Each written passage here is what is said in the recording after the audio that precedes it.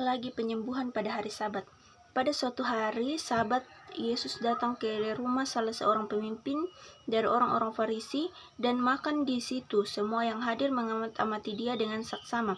Tiba-tiba datanglah seorang yang sakit busung air berdiri di hadapannya. Lalu Yesus berkata kepada ahli-ahli Taurat dan orang-orang Farisi itu, katanya, "Diperbolehkankah menyembuhkan orang pada hari Sabat atau tidak?"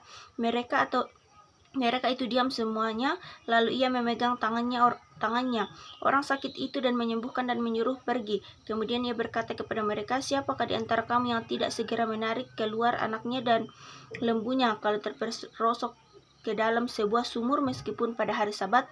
Mereka tidak sanggup membantahnya. Tempat yang paling utama dan yang paling rendah. Ketika Yesus melihat bahwa tamu-tamu berusaha menduduki di tempat kehormatan, ia mengatakan perumpamaan ini kepada mereka. "Kalau seorang mengundang engkau ke pesta perkawinan, janganlah duduk di tempat kehormatan, sebab mungkin orang itu telah mengundang seseorang yang lebih terhormat daripada kamu, supaya orang itu yang mengundang engkau dan dia jangan datang dan berkata kepadamu, 'Berilah tempat ini kepada orang itu,' lalu engkau dengan malu harus pergi duduk di tempat yang paling rendah. Tetapi apabila engkau diundang, pergilah duduk di tempat yang paling rendah. Mungkin tuan rumah akan datang dan berkata kepadamu, 'Sahabat, silakan duduk di depan,' dan dengan demikian engkau akan menerima hormat di depan mata semua tamu yang lain. Sebab barang siapa yang meninggikan diri, ia akan direndahkan, dan barang siapa merendahkan diri, ia akan ditinggikan." Siapa yang harus diundang? Dan Yesus berkata juga kepada orang yang mengundang dia, "Apabila engkau mengadakan perjamuan siang atau perjamuan malam, janganlah engkau mengundang sahabat-sahabatmu dan saudara-saudaramu dan kaum keluargamu atau tetangga-tetanggamu yang kaya, karena mereka akan membalas dengan mengundang engkau pula, dan dengan demikian engkau dapat membalasnya. Tetapi apabila engkau mengadakan perjamuan, undanglah orang-orang miskin dan orang-orang cacat, orang-orang lumpuh dan orang-orang buta, dan engkau akan berbahagia karena mereka tidak mempunyai apa-apa untuk membalas kepadamu, sebab engkau akan mendapat balasannya pada hari kebangkitan orang-orang benar." Perumpamaan tentang orang-orang yang berdalih. Mendengar itu, berkatalah seorang dari tamu-tamu itu kepada Yesus, "Berbahagialah orang yang akan dijamu dalam kerajaan Allah." Tetapi Yesus berkata kepadanya, "Ada seorang pengada perjamuan besar dan mengundang banyak orang. Menjelang perjamuan itu dimulai, ia menyuruh hambanya mengatakan kepada para undangan, 'Marilah, sebab segala sesuatu sudah siap.' Tetapi mereka bersama-sama meminta maaf. Yang pertama berkata kepadanya, 'Aku telah memberi ladang dan aku harus pergi melihatnya. Aku minta dimaafkan.' Yang lain berkata, 'Aku telah membeli 5 pasang lembu kebiri dan aku harus pergi mencobanya. Aku minta dimaafkan.'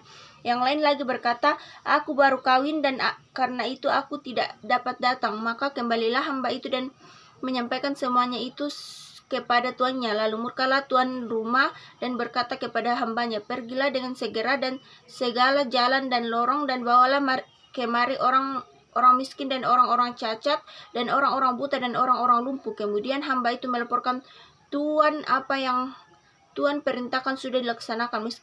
Tetapi sekalipun demikian masih ada tempat. Lalu kata Tuhan itu kepada hamba-hambanya, 'Pergilah ke semua jalan dan lintasan dan paksalah orang-orang yang ada di situ masuk, karena rumahku harus penuh. Sebab aku berkata kepadamu, tidak ada seorang pun dari orang-orang yang telah diundang itu akan menikmati jamuku.' Segala sesuatu harus dilepaskan untuk mengikut Yesus."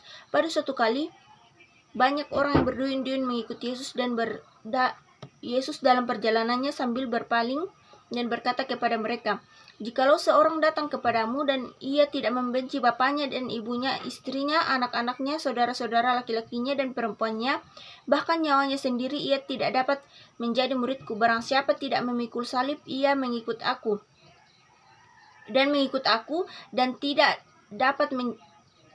Barang siapa tidak memikul salibnya dan mengikut aku, ia tidak dapat menjadi muridku. Sebab siapakah di antara kamu yang kalau mau mendirikan sebuah menara tidak duduk dahulu membuat anggaran biayanya, kalau cukup uangnya untuk menyelesaikan pekerjaan itu?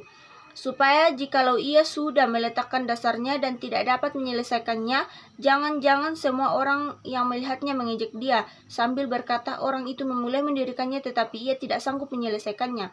Atau raja manakah yang kalau mau pergi berperang melawan raja lain tidak duduk dahulu dan mempertimbangkan apakah dengan 10.000 orang ia sanggup menghadapi lawan dan mendatanginya dengan 20.000 orang. Jikalau tidak, ia akan mengirim utusannya selama musuh dan masih jauh untuk menanyakan syarat-syarat perdamaian. Demikian pula tiap-tiap orang di antara kamu yang tidak melepaskan dirinya dari segala miliknya dan tidak dapat menjadi muridku. Garam memang baik, tetapi jika garam menjadi tawar, dengan apakah ia diasinkan?